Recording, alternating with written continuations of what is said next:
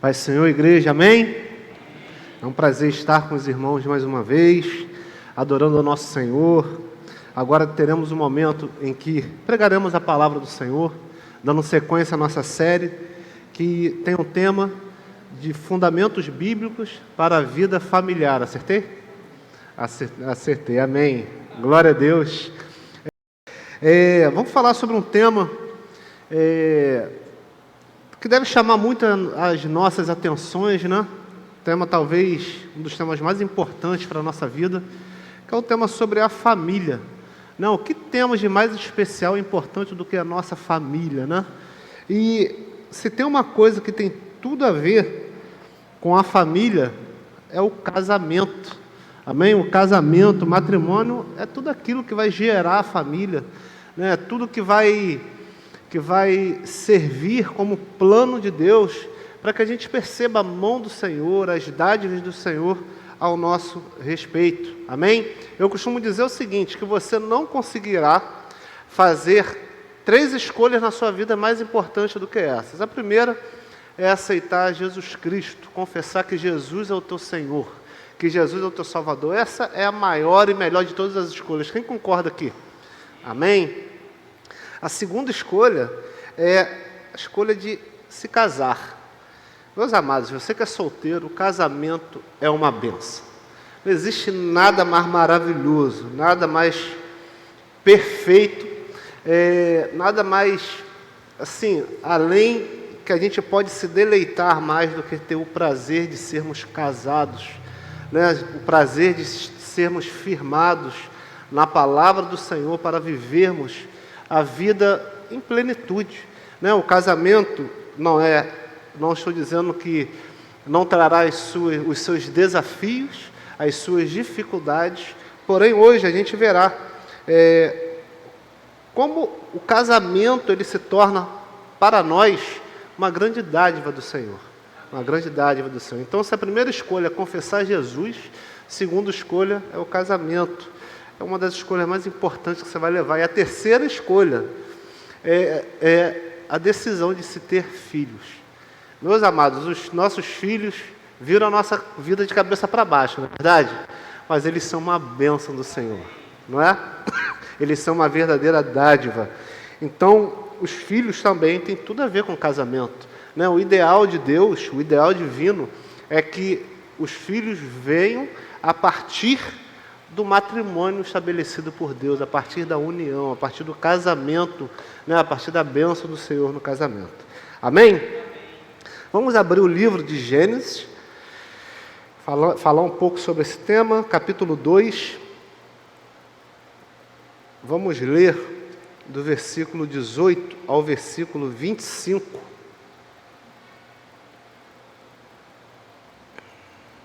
Gênesis capítulo 2, do versículo 18 ao versículo 25. Quem achou, dá um amém aí, bem forte. Glória a Deus. Vamos ler juntos?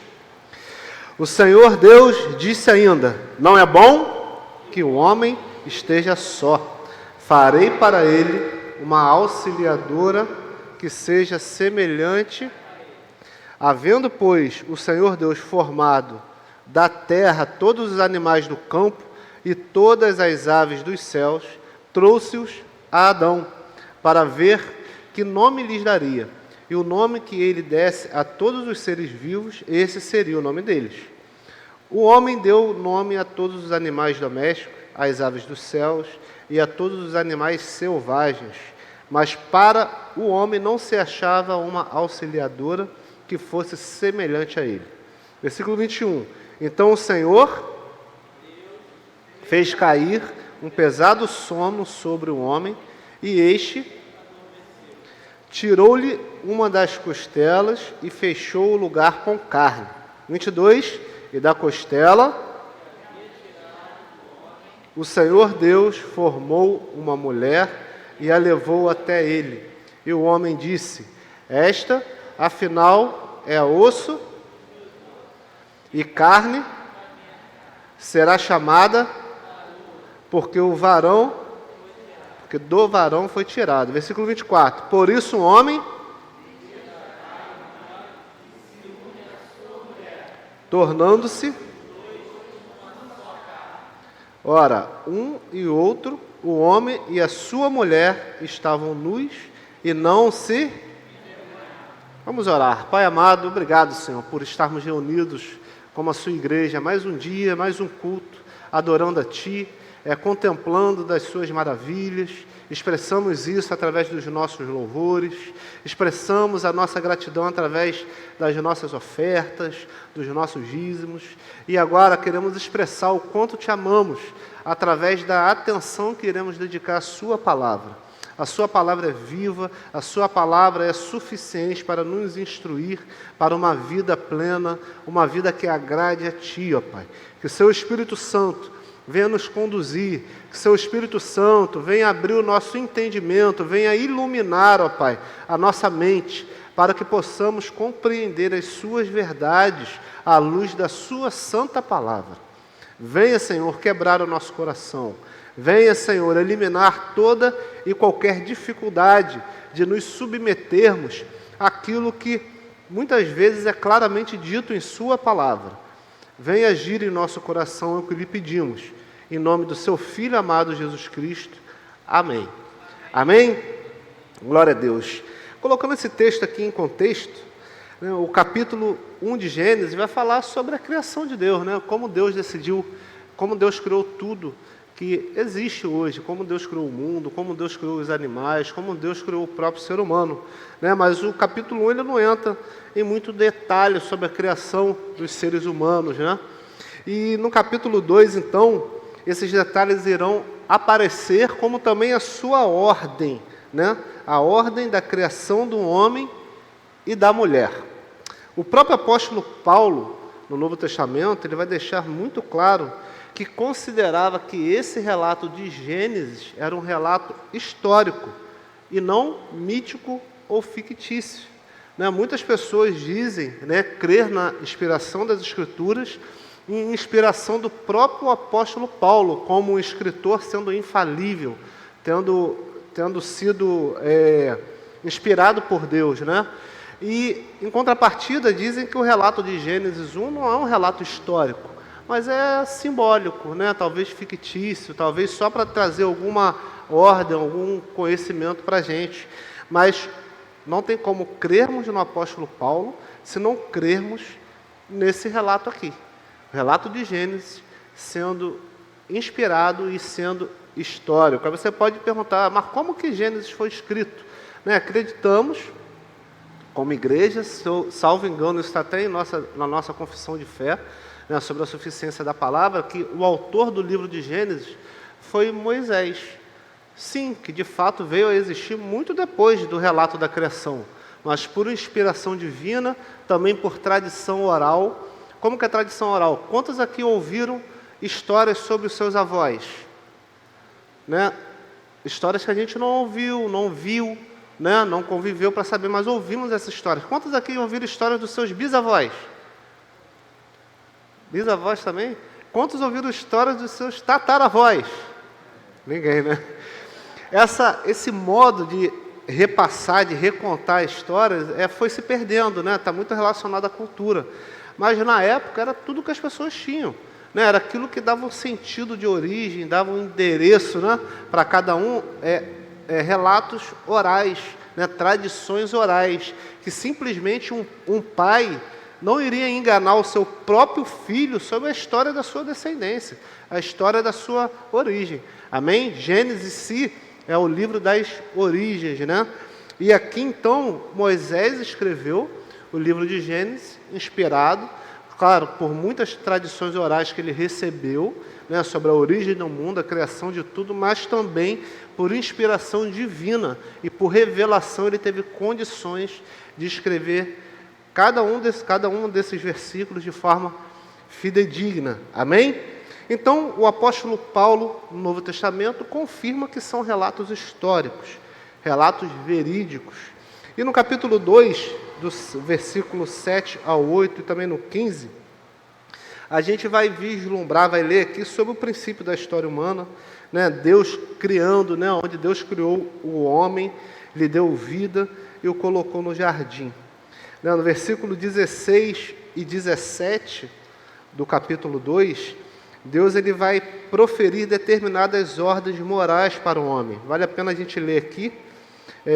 No 16 diz assim: e o Senhor Deus ordenou ao homem: de toda a árvore do jardim você pode comer livremente, mas da árvore do conhecimento do bem e do mal você não deve comer, porque no dia em que dela comer, você certamente morrerá.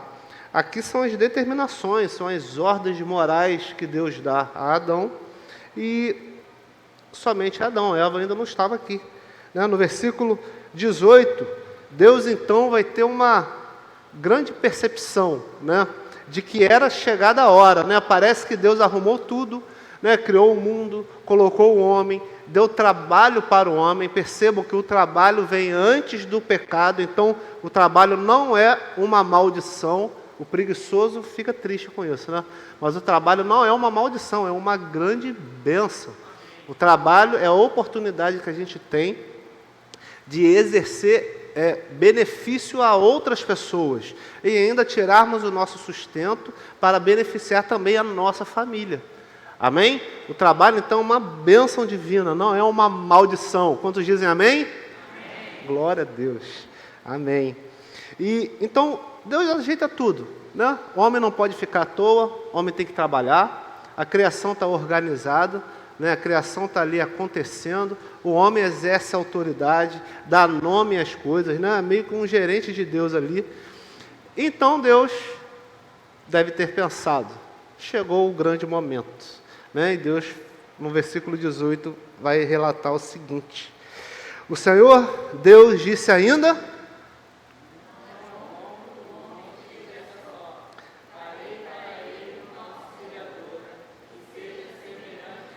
glorifica a Deus por esse momento, né? Glória a Deus. O casamento, então, vemos a partir daqui que o casamento é um plano divino. O casamento, ele deve ser modelado segundo a vontade de Deus. E aqui está o início disso. Em outras palavras, né? Não é bom que o homem esteja só, é como se Deus também dissesse: é ruim para o homem viver sozinho. É ruim para o homem viver sozinho. Aí você vai falar: opa, mas o apóstolo Paulo fala aqui, né, do dom do celibato. O apóstolo Paulo não está falando para um homem ficar sozinho, não. O apóstolo Paulo fala que, se possível for, que um homem fique casado com Jesus Cristo, né, continua acompanhado, amém? Então, o casamento aqui, de todas as formas, é visto como uma dádiva, como um modelo divino para o homem, que esse modelo foi planejado única e exclusivamente por Deus. O texto relata que Adão foi reclamar lá: poxa, eu estou sozinho. Não relata. Deus percebeu que era ruim para um homem viver sozinho. E com isso, Deus provê uma companhia, palavra horrível de falar, companhia, adequada para o homem. A expressão auxiliadora, né, a palavra auxiliadora, é importante a gente entender. A gente está vindo numa série de mensagens. Na semana passada a gente falou sobre Efésios capítulo 5, onde a gente falou sobre a submissão. Percebemos que a ideia bíblica de submissão é completamente diferente da ideia da nossa cultura, né, do nosso tempo. Enquanto culturalmente falando, a submissão, me lembrei agora, não sei se vocês viram, um casamento sendo feito por um pastor, inclusive, e quando ele vai fazer ali os votos do casamento, que ele perguntou, seguindo ali o roteiro bíblico, se a esposa se compromete a ser submissa ao seu esposo, ela tomou um susto: como assim submissa? Ele vai e troca a palavra pelo constrangimento, porque a ideia hoje de submissão não é uma ideia bíblica. Não é uma ideia, não é a submissão que foi pensada por Deus, né? Não tem a ver com falar essa palavra, trocar a palavra, não tem a ver com a complementariedade que precisa existir entre o homem e a mulher. Amém? A submissão, nós vimos na semana passada, né, que a submissão, na verdade, é uma bênção, né, para a vida da mulher, para a vida do esposo, para a vida da família. E a mulher se submete ao marido, não um marido qualquer, Não o marido que irá usá-la, que irá humilhá-la, que irá subjugá-la, que irá dominá-la. Não é isso. Ela vai se submeter ao marido que vai amar tanto a ela, que tem o compromisso de amar tanto a sua mulher, que ele chega ao ponto de fazer como Cristo fez pela igreja. Assim como Cristo se entregou por ela e morreu pela igreja para santificar, para purificar, para fazer livres de rugas, né? O marido também ama tanto a sua esposa ao ponto de entregar sua própria vida por ela. Na semana passada eu perguntei a vocês, quantas mulheres querem um marido assim? Todas vocês levantaram a mão. Amém? Quantas querem mesmo? Continuam querendo? Amém. Vamos orar para o Senhor, vamos investir na vida dos esposos, né? Para que eles se tornem e sigam esse modelo bíblico, né? De liderança, uma liderança que acolhe, que protege, que abençoa a esposa. Amém? Então, auxiliador aqui se refere ao fato de Deus criar a mulher para ajudar Adão. Isto é, para honrar a sua vocação, partilhar de seu desfruto e para respeitar a proibição. Na ordem que Deus deu a Adão, havia uma proibição, não havia? Não poderia se comer da árvore do conhecimento do bem e do mal. Ao criar a mulher, Deus não criou a mulher para que ela viesse ser um meio de queda, uma porta da queda de Adão, até porque o texto não vai se referir a isso. A gente vê na sequência do texto que a queda ocorreu pela omissão de Adão. Adão estava ali o tempo todo e ele se omitiu, ele não assumiu a liderança espiritual que ele deveria ter. E por conta disso, ele pegou a maçã e comeu também do fruto e o pecado entrou no mundo. Amém? Então, a palavra auxiliar pressupõe que o homem tem prioridade governamental. O homem, na relação entre homem e mulher, tem uma prioridade sobre liderar a sua casa. Porém, que fique muito claro, ambos os sexos são mutuamente dependentes. Não é um tipo de relação que, pelo fato da mulher ser auxiliadora, o homem segue e ela é apenas uma pequena ajudadora que não tem importância, não tem nada a ver com isso. Um depende do outro, um completa o outro, um precisa ser pelo outro. Amém? Amém. O homem é criado primeiro, então, e a mulher criada para auxiliar o homem, e não vice-versa. Não pode ocorrer inversão de valores. Infelizmente, por conta da omissão, aquela omissão que persegue a gente, homem, desde Adão, muitas mulheres, por necessidade, precisam se levantar como líderes espirituais da sua casa, né? Nos dias de hoje, o que vemos? São mulheres que oram mais, mulheres que se comprometem mais com as coisas do Senhor, mulheres que se comprometem mais com a palavra do Senhor, enquanto os homens são omissos. Esse não é um padrão bíblico. Esse não é o chamado de Deus para que a família funcione bem. O homem precisa assumir o seu papel espiritual no seu lar. O homem precisa assumir o seu papel de provedor, daquele que cuida, daquele que protege, ao ponto de entregar a própria vida pela sua esposa. Amém?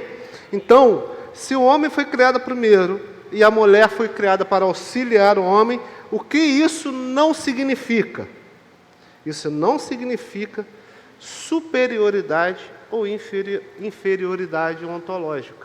Isso não significa que o homem em seu ser é mais importante e a mulher menos importante. Ou também não significa que Deus criou o homem e depois teve uma ideia melhor, que a mulher é mais importante e o homem menos importante. Isso não tem a menor margem de verdade e significado no contexto. A palavra auxiliadora é utilizada por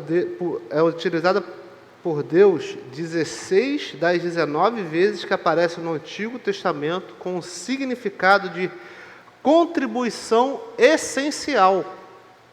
Olha isso.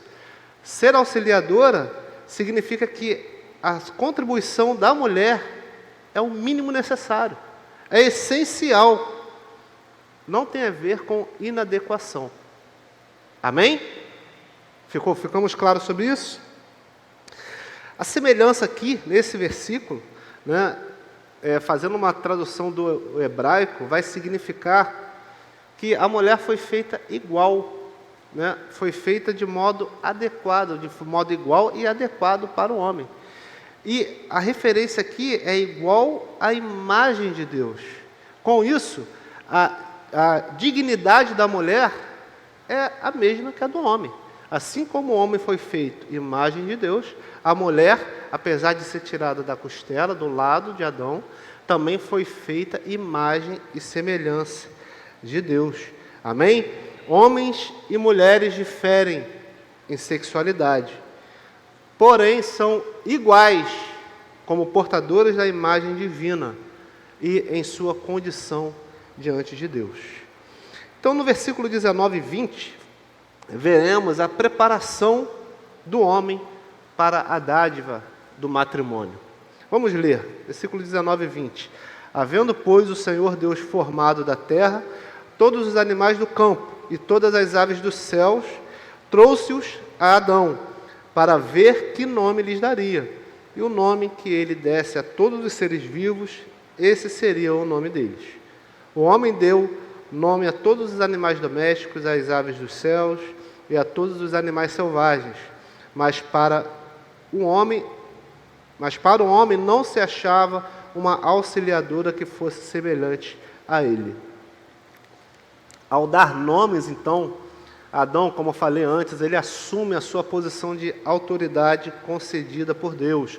Não uma autoridade independente de Deus. Adão não tinha a liberdade de fazer o que bem entendia ou de viver como se Deus não existisse. Adão, ele tinha autoridade para exercer governo, para exercer liderança, sendo que isso dependia da própria submissão dele à vontade de Deus. Amém? E o texto vai dizer aqui que não se achava nenhuma auxiliadora correspondente. Imagina toda a criação ali pronta, né? Animais, macho e fêmea, tudo. E não se achava nenhuma auxiliadora semelhante ao homem. Por que será? Né? O homem não podia se unir com uma baleia, com um macaco. O homem não podia se unir com nenhum animal. Ele precisava de alguém parecido com ele. Precisava do seu par, né? Precisava do sexo oposto para conviver. Então o texto segue, né? Dizendo sobre a criação da mulher. Gênesis 2, versículo 21 e 22. Então o Senhor, Deus, fez cair um pesado sono sobre o homem e este adormeceu. Tirou-lhe uma das costelas e fechou o lugar com carne. E da costela que havia tirado do homem, o Senhor formou uma mulher. Tem uma citação do Matthew Henry, né, um importante comentarista na história da igreja, que é uma das mais bacanas que se produziu até hoje.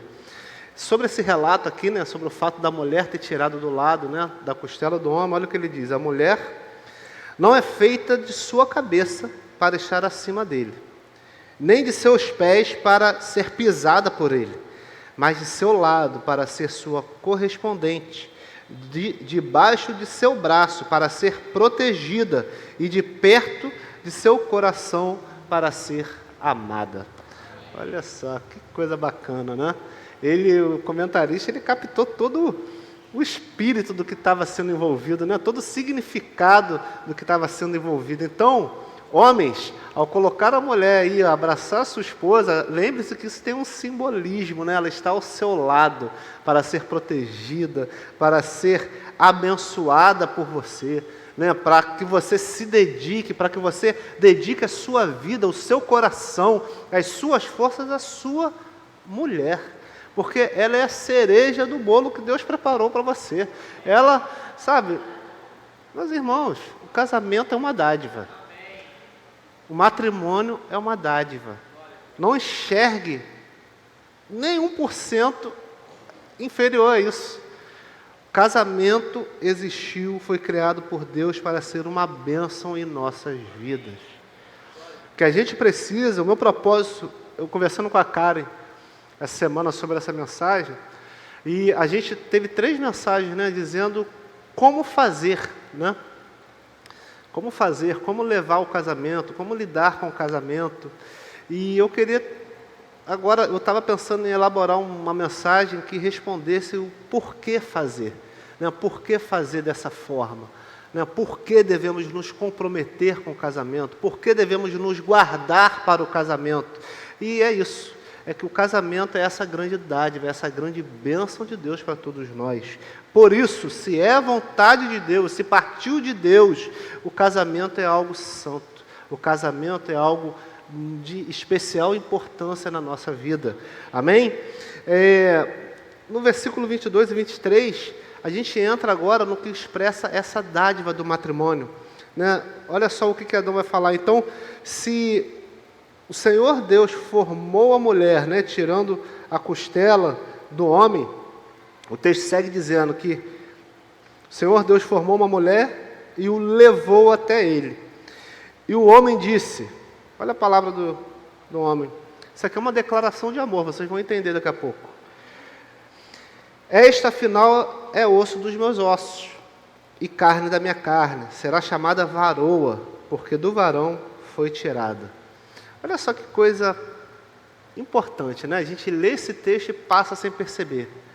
A mulher foi levada por quem para o homem? Deus retira a costela, cria, fecha com carne, cria a mulher pronta, Deus mesmo leva a mulher para entregá-la ao homem. Então, há algo sobrenatural aqui. Deus exerce um papel de ser o assistente do noivo, né? De ser aquele que vai contribuir com o noivo, que vai conduzir a esposa para o noivo, né? E literalmente ele entrega ao homem a sua mulher, aquela que deve ser preciosa, que deve ser amada, né? E o homem, Adão aqui, ele vai responder, né? Esta, afinal, é osso dos meus ossos e carne da minha carne. Vemos aqui uma expressão do padrão de Deus para o casamento. Isso é osso dos meus ossos, carne da minha carne. O homem está declarando aqui que aquela união, que aquela relação é para o resto da vida, é para sempre, que ele não pode mais se ver sem ela, osso dos meus ossos, é carne da minha carne. Então ele não pode mais continuar a vida sem ela, ele não pode seguir deixando ela para trás, ele não pode dizer que ama a Deus se ele não consegue amar e se dedicar pela sua esposa, se ele não consegue se entregar completamente à sua esposa. Então ele vai expressar isso. Ela representa, né, o osso dos meus ossos, né? Ela é a minha própria carne. Né? Por isso o apóstolo Paulo, lá em Efésios 5, que vimos, né, o apóstolo falando, ninguém odiou sua própria carne, né? Pelo contrário, a cuida, né, a alimenta. Né? E esse texto aqui pode estar muito ligado, muito linkado ali, né? Da mesma forma que você cuida, o homem cuida de si mesmo, ele vai cuidar da sua própria esposa. Né? Isso envolve um compromisso integral, um compromisso não externo e hipócrita, sabe, de fazer algo que não está nem muito afim de fazer. Isso envolve um compromisso do coração, um compromisso interior. É um vínculo íntimo, um vínculo permanente. E aqui vemos o padrão de Deus. O casamento é para sempre. O casamento é para até que a morte nos separe. E isso não é uma afirmação de condenação. Isso é uma afirmação de bênçãos sobre bênçãos. Até que a morte nos separe. O casamento, ele é perpétuo.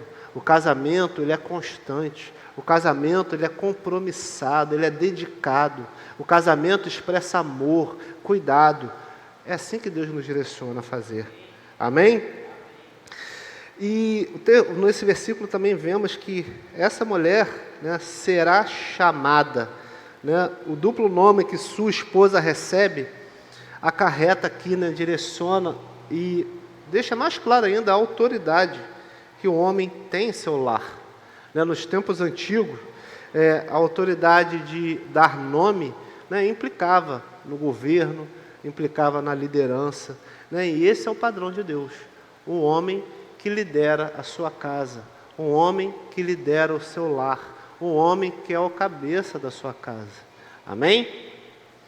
Divinamente ordenado, o casamento, vemos aqui uma ordenação completamente espiritual e divina. Versículo 24 e 25. Inclusive eu pregaria só sobre esse texto hoje, mas eu quis complementar mais. Por isso o homem deixa pai e mãe e se une à sua mulher, tornando-se os dois uma só carne. Ora, um e outro, o homem e a sua mulher estavam nus e não se envergonhavam, né? Por isso, ou seja, todo casamento é divinamente ordenado. Repete isso, todo casamento é divinamente ordenado. A explicação inspirada corrige um problema cultural que temos, né? Existe um problema muito grande em nossos dias, e talvez sempre tenha existido, é que na cultura, né, os vínculos parentais se tornam sempre prioritários. Isso causa problemas graves no casamento, né? São pais que invadem a relação conjugal dos filhos, filhos que continuam sendo dependentes emocionais dos seus pais, não tem um rompimento de vínculo, um rompimento de prioridades, e se o seu casamento caminha assim, você irá colher frutos amargos. Frutos amargos. O texto aqui é muito claro. Por isso, o homem deixa pai e mãe e se une à sua mulher. O vínculo matrimonial está acima do vínculo parental, do vínculo estabelecidos pela procriação. Amém ou não? Se você não cria o seu filho para casar e agir dessa forma, se você não cria a sua filha para casar e agir dessa forma, a sua prioridade é o teu esposo, a sua prioridade é a tua esposa, você estará amaldiçoando o matrimônio dos seus filhos. Repetidas vezes vemos pessoas sofrendo por conta disso. O nosso chamado é criar filhos para Deus. O nosso chamado é criar filhos para Deus que construirão famílias tementes a Deus. E essa família será construída por um casal que não envolve os pais. Amém? Amém. Por isso, todo casamento é divinamente ordenado. E isso envolve muita coisa que a gente às vezes tem dificuldade de entender. Olha aí, deixa, visto que o esposo e a esposa são uma só carne. A união matrimonial passa a ser prioridade sobre a união procriativa. Nossos filhos casarão, né? Os meus estão longe ainda de casar, mas o dia que ele precisar de um rim, do coração, até da minha cabeça eu dou para eles. Porém, eles vão viver a vida deles. Amém? Esse elo vai precisar ser cortado, né? Ele e a sua futura esposa, né? O casal são uma só carne, né? As obrigações do esposo para com a sua esposa têm prioridades com relação aos seus parentes. É claro. Uma vez eu conheço, né, uma pessoa que um homem quando casou, que ele falou assim, cara, ele mudou de estado, né, foi morar em outro estado. Eu falei, pô, você não sente falta, não pensa em voltar para o Rio e tal? E ele falou, cara, o dia que eu voltar para o Rio, minha mãe acaba com o meu casamento. Ela acaba com o meu casamento, ela não respeita limites, ela não sabe identificar o espaço dela. E esses problemas são contínuos. Também conheço pessoas que colocam a mãe, né, colocam os pais num patamar tão alto que fazem isso em detrimento do seu cônjuge. Não é isso que é honrar pai e mãe. Não é isso. A nossa prioridade é o nosso cônjuge. A nossa prioridade é o nosso matrimônio, porque o matrimônio, ele foi divinamente ordenado por Deus.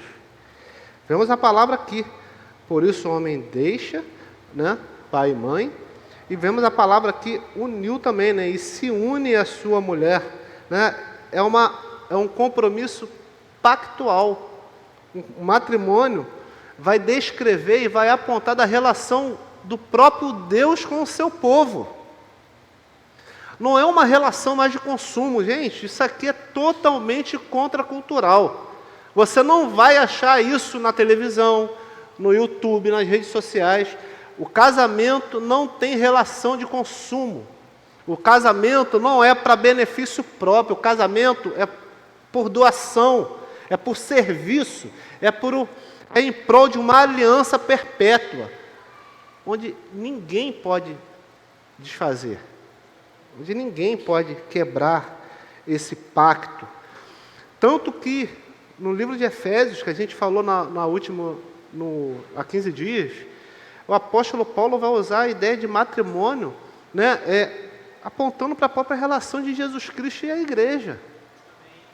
É uma relação inevitável, uma relação sem fim, é um pacto que nada e ninguém pode desfazer. Por mais que um dos lados do pacto, no caso de Jesus, a igreja só pode ser a igreja, né? Ou, na relação, um dos lados do casal, por mais que não mereçam tanto, por mais que não tenham feito por onde, existe um pacto que precisa ser mantido, por amor e compromisso com Deus em primeiro lugar, e por doação ao nosso cônjuge. Amém? Os dois se tornam uma só carne. A intenção de Deus é que o casamento seja monogâmico, né? Não existe poligamia na intenção de Deus para o casamento. A gente vai ver no Antigo Testamento, é até engraçado falar isso, né? Mas muitos homens de Deus foram polígamos, tiveram várias esposas. E olha a consequência disso. Qual deles tem uma história boa para contar? Você pode pensar em todo mundo. Abraão teve o filho com a concubina. E o filho de Abraão com a concubina e o filho de Abraão com Sara foram melhores amigos? Nunca. Davi, que teve diversas esposas. Davi teve um próprio filho perseguindo ele para matar. Teve incesto, né? Irmão estuprando irmã. E assim você vai ver repetidas vezes no Antigo Testamento que a poligamia não é um padrão bíblico. Todos eles pecaram. Todos eles pecaram. Não colocaram em prática a ordenança de Deus, de exclusividade afetiva, de exclusividade da união sexual. Né? Vemos aqui também, se o homem se une à sua esposa, está falando sobre relações sexuais. Né? Não existe relação sexual antes da aliança do casamento. Se isso acontece, é porque um está usando o outro. Se não tem pacto, se não tem compromisso, se não tem perpetuidade, se não tem aliança, se não tem bênção de Deus, o que você acha que está fazendo se você tem relação sexual sem casamento? Não é o padrão bíblico. A pureza precisa ser respeitada. A submissão à santidade de Deus precisa ser vista e respeitada. Amém? Não existe crente consolidado no Evangelho, nascido de novo, instruído na palavra, que vai ter relações sexuais fora do casamento. Amém? Glória a Deus.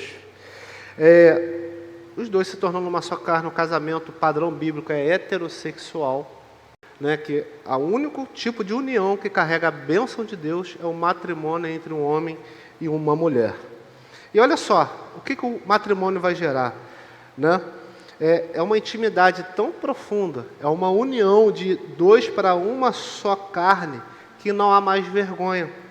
Né? O texto também vai dizer que eles não se envergonhavam. Né? É o estado ideal. Homem e mulher viam as suas sexualidades com integridade, com intimidade, e não existia vergonha entre eles. Né?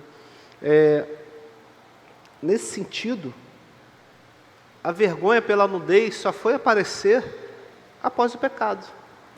né? A relação era íntima entre o homem, a mulher e Deus, né? A relação talvez permaneceu íntima entre o homem e a mulher após o pecado, porque eles só se envergonharam quando Deus apareceu no jardim para visitá-los, né? Então, a intimidade é o mínimo necessário e uma grande bênção, um grande benefício no casamento, né? O casamento, ele também não pode ser poligâmico no sentido afetivo e emocional.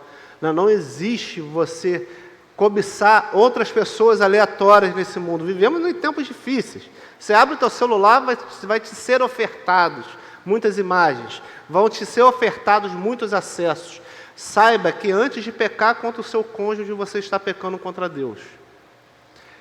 Não há uma margem de santidade e impureza em você, se você é um consumidor promíscuo que vive em função de absorver ofertas sexuais aí que aparecem na tua vida.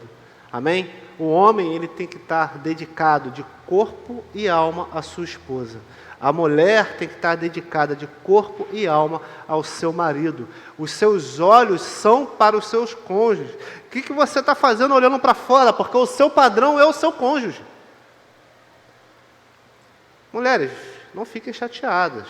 Maridos, não fiquem, mas é impossível haver uma mulher mais bonita que a minha esposa. Ela é o meu padrão. Eu não enxergo mais um padrão de beleza fora dela. Eu não enxergo. O padrão que o mundo oferta não é o padrão de Deus para mim. Ela que tinha que estar aqui para ouvir isso, né? Da mesma forma, ela não vai achar ninguém mais bonito, mais sarado do que eu, porque eu sou o padrão dela. Entendeu? Isso aqui é o que Deus tem para ela, sabe? Essa barriguinha. Não pode reclamar. Os gordinhos tudo ficaram amarradões agora. Ah, isso aí. Tamo junto, tô contigo.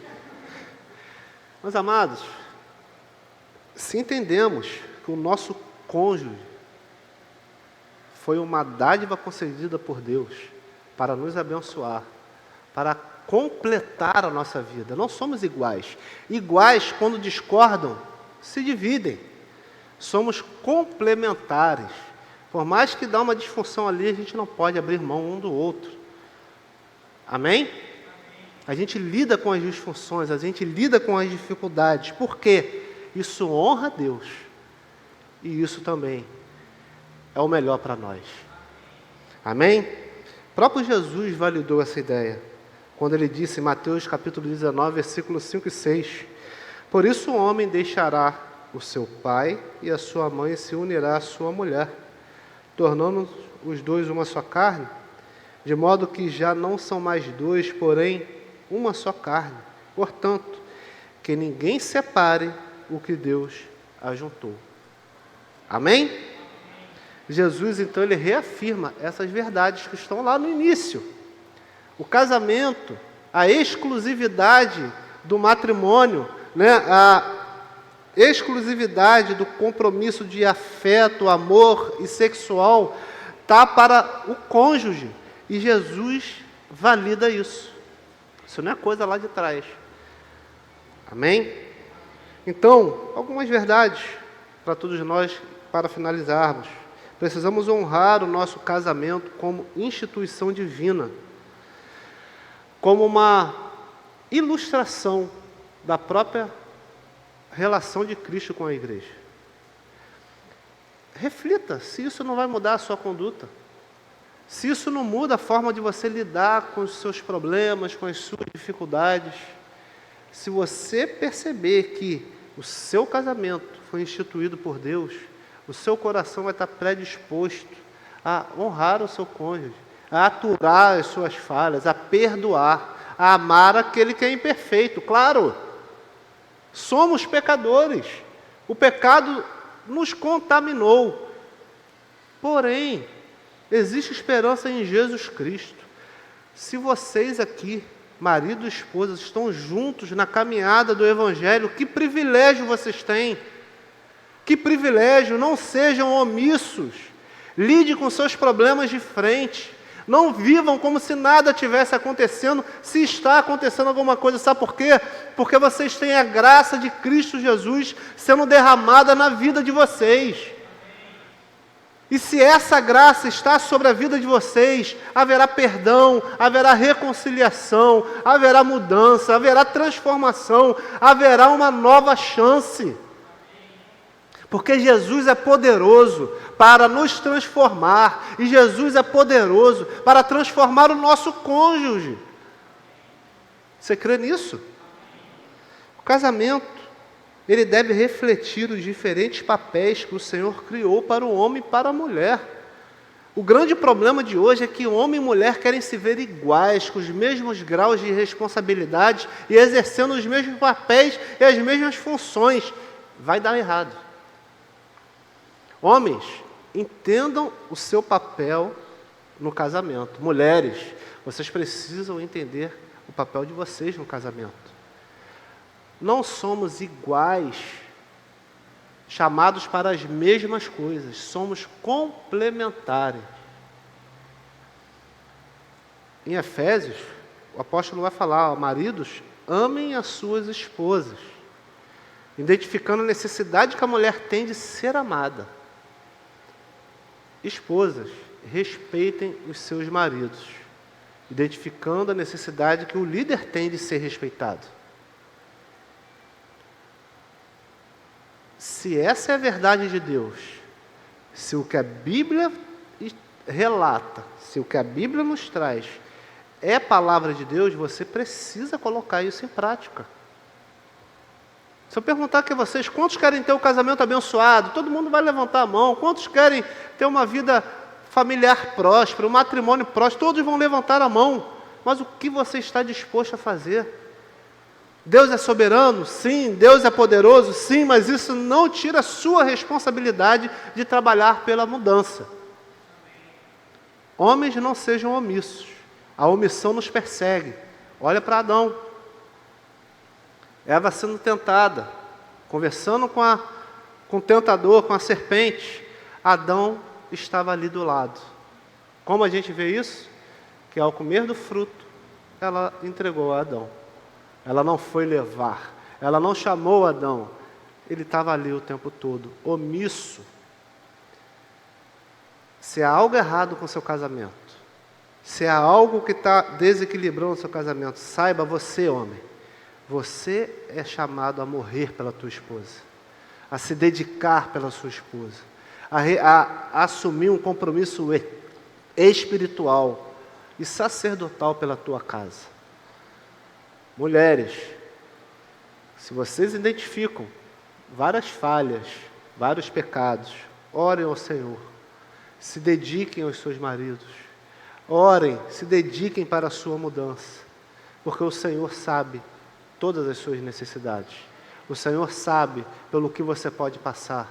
O Senhor sabe até onde vai a sua força. E por muitas vezes, Deus nos coloca em situações em que só podemos depender dEle. Só podemos depender dEle. Ao falar sobre a perpetuidade do casamento, sobre a aliança que deve ser inviolável, eu não estou defendendo aqui nenhuma situação de abuso, desrespeito, humilhação, abandono, traição. Amém? Não vou perder muito tempo com isso. A mulher foi feita do homem e para o homem. Seu chamado é ajudá-lo em submissão à sua autoridade. O homem foi criado primeiro e recebeu a comissão e a ordem de Deus. Seu chamado é liderar a família, em fazer a vontade de Deus e amar sua esposa como Cristo amou a igreja. Isso envolverá humildade, autossacrifício pelo bem do seu lar. Amém? O apóstolo Paulo a Timóteo, ele vai dar uma direção aqui aos homens. Postura que o homem e que a mulher devem ter. Versículo 8 do capítulo 2 de 1 Timóteo, o apóstolo vai falar: quero, pois, que os homens orem em todos os lugares, levantando mãos santas, sem ira e sem animosidade. Como tem sido o seu sua postura com a tua esposa? Como tem sido a sua postura pela sua casa? Tem uma direção aqui. Você é aquele que é chamado a orar todo o tempo, com mãos estendidas, ou seja, mãos ativas, que trabalham para o benefício do seu lar, para a edificação da sua casa, para a edificação do seu casamento. Fazendo isso, você deve fazer sem ira e sem animosidade, ou seja, não vai dar de estressadão não. Você é chamado para servir mesmo, de corpo e alma. Faça como quem serve ao Senhor. Amém? Mulheres, versículo 9, da mesma forma, em traje decente. A mulher cristã tem um padrão de vestimento. Trajes decentes, se enfeitem com modéstia e bom senso, não com tranças no cabelo, ouro, pérolas ou roupas caras. Porém, olha só, o que deve enfeitar a mulher? Porém, com boas obras, como convém a mulheres que professam ser piedosas. Amém? Acima de tudo, apresente boas obras ao seu esposo. Sirva ao seu esposo como quem serve ao Senhor. E eu creio que ao admitirmos a palavra de Deus como instrução para a nossa vida, a gente vai ter muito ao que louvar ao nosso Senhor, porque perceberemos que o nosso lar, o nosso casamento será transformado. Amém? Glória a Deus. Se coloque de pé então para orarmos. Você que está com o seu cônjuge aí, não sai agora não, pessoal da cantina. Abraça os homens, aquele esquema, né? Aquele esquema protegendo, ao lado do peito, do coração, afeto, envolvimento.